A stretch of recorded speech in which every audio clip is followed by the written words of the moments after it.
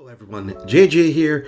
Welcome to another vlog, I guess. We're going to be doing a Decklog submission. We're going to be taking a look at Orfist today because it's a pretty cool archetype. It's one of the new hotness that's been going around most of the English meta over here in the West. Not been seeing too much of it in the JP area, but I do know that they also love their giant priest-like robots too. So let's go to church and take a look at a Decklog submission that was brought in by Ace Spade, one of our viewers at our stream. You can take a look at us on twitch.tv/GG Mr. Rogers, so you can watch us there whenever we go live. So without further ado, let's get into the list.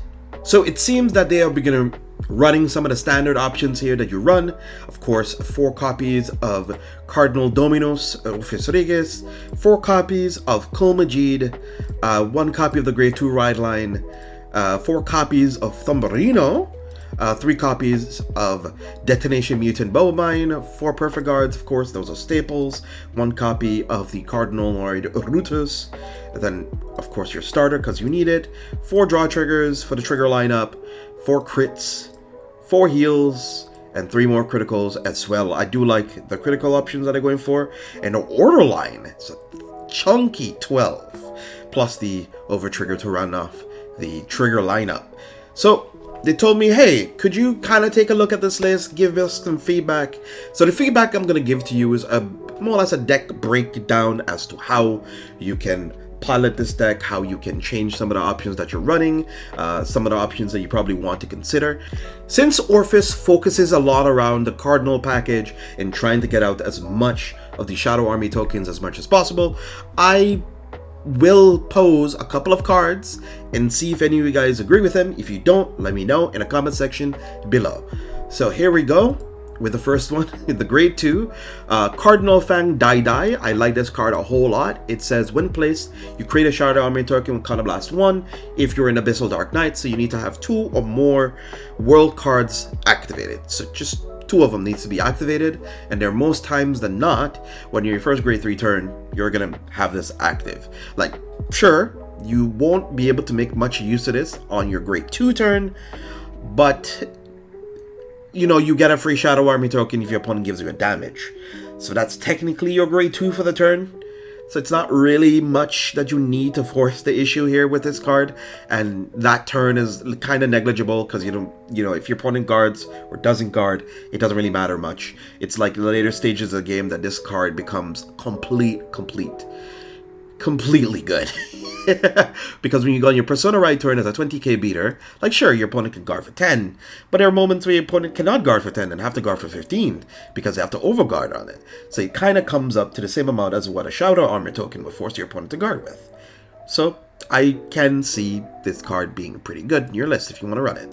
Another option for your Cardinal Lords that you want to take a look at, this card, Cardinal Fang Reosia. It's a Grade 1 that allows you to take a look at the top 3 of your deck, and you can add a World Order card to your hand. It does have one caveat though, is that the Axe skill does need you to be on the old Cardinal Deuce Orfist, which is the old Grade 3, which doesn't have all the same multi-attack applications as a new one does, but the top 3 search can be kind of nice, and you can kind of stack your cards to the bottom of the deck, which can be kind of cute. I would say it's on the lower end of you having to play this card. You don't have to. It's just an other option, a budget option if you don't have some of the cards that we're running. If you don't have Colmagid, for example. If you don't have any of the other, like, Dais, for example, because it's a double rare. If you want to try play this archetype on a budget.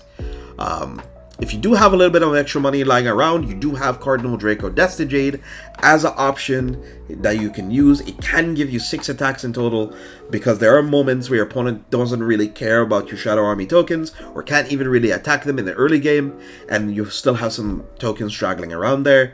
And especially if you go into your Persona Ride turn, you have 3 tokens lying, call the Destigade, it attacks for 25 twice, then you attack with your Vanguard, and then you get 2 more tokens. So, get into a level like 6 attacks. It's kind of nice. Token, Destigade, Vanguard, token. It's not bad. One caveat about this card, though, is you need to have all that set up for it. And sometimes you don't want to retire all your tokens all of the time, especially if your opponent's on low damage. And then you'll need to re-establish a whole board again to make this work. And it's very cost heavy. It's very cost heavy. It's top heavy as a card. So you need to be very careful about it. Then we also have, for a bit of removal that you can play it for, is the Cardinal Draco Aldiverd. It does have the ability of being able to retire your opponent's rear guards by retiring one of your Shadow Army tokens after it attacks. There are some moments that you do want to trim down some of your opponent's rear guard, but not all of the time. There are moments where your opponent's rear guards are not really much of a factor. Yeah, it could be kind of nice. Right? It's okay. One card I do want to highlight for sure, though, is the Cardinal Prima Eclopta. Her skill is being able to retire a Shadow Army token to countercharge 1 whenever she attacks or boosts. So on a Persona right turn, I'll be saying this a whole lot. This is going to be a whole lot of things to come back to.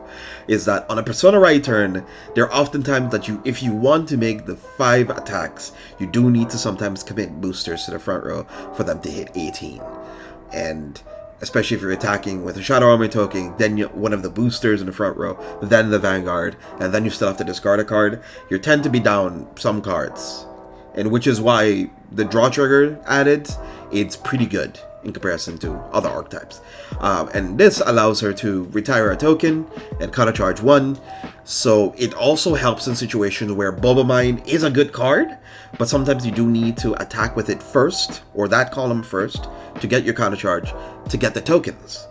Whereas if your opponent damage denies you, and you don't have any other rear guards, and your hand is bad, this card can kind of be good on its own, especially if you happen to still have like a straggling rear guard lying around. It can kind of be nice. It can kind of be nice. I don't say that this one is better than Bubble Mine. I'd say that this one is the other alternate option. That if you want to be able to just use 0 Counterblast, keep yourself at low damage, and be able to play around 1 CB, I think this card allows you to do so. I'm not really a fan of front triggers in Orfist. I prefer draw triggers because a lot of Orfist tends to replace the cards, not really give you actual additional pluses. You only get really pluses out of Orfist, but then you need to commit a card, and you only see a plus after 6 order activations, really.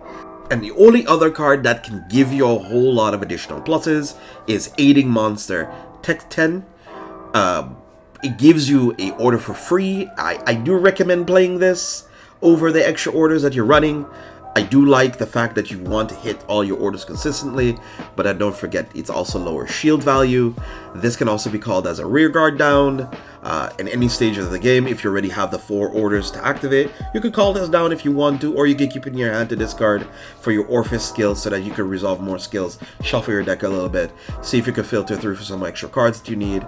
If you still have any triggers, you can kind of take a look and see what I've hit this turn. Sometimes you can get disappointed, crap, I would have probably hit like OT right now, close out a game completely, but it still filters a card out of your deck potentially, which still gives you a chance to hit a trigger potentially. So I like this card a whole lot. It's 20 extra shield if you're running 4 copies of it. It's a really good card. It's really, really good. And you can lower down the order count from 12 to 10 or 12 to 8. It's entirely up to you, especially when the new grade 3 comes out for set 6, which is going to be in October. It's going to be really sick. It's going to be really cool to see how this deck evolves, adapt, and change. Change and adapt are basically the same. Sorry. Both the same, basically. Alright. And that's it so far. If I happen to miss any cards, let me know in the comment section below. Some of the other cards that I haven't talked about. If it's a card I haven't really talked about, then it's a card that I didn't really deem all too important, or I completely missed. I'm an old dude, so I'm not as young as I used to be. And that being said, be awesome, stay awesome, everyone. Have a wonderful day. Thank you for stopping on by, and have a wonderful day. In other words, I love